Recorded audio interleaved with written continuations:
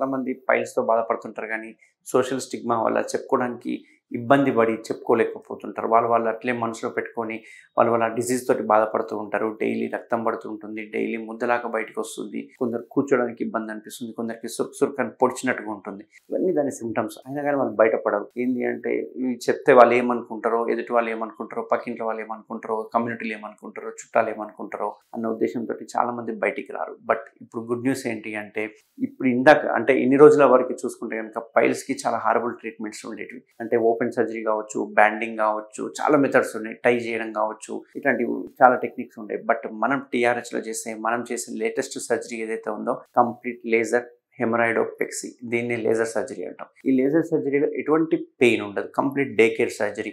And patient ఎంత కంఫర్టబుల్గా ఉంటారంటే ఈరోజు మార్నింగ్ సర్జరీ చేసామంటే ఈవినింగ్ కానీ నెక్స్ట్ డే మార్నింగ్ డిశ్చార్జ్ చేయడం జరుగుతుంది. వాళ్ళు యథావిధిగా వాళ్ళ పనులు చేసుకోవచ్చు. ఎటువంటి బ్లీడింగ్ ఉండదు, ఎటువంటి పెయిన్ ఉండదు.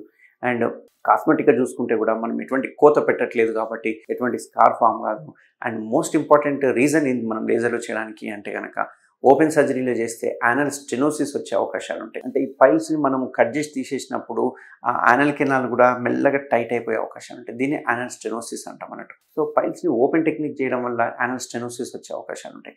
బట్ లేజర్లో చేయడం వల్ల యానల్ స్టెనోసిస్ వచ్చే అవకాశాలు 0% అన్నట్టు. సో ఈ రకమైన అడ్వాంటేజెస్ ఉన్నాయి.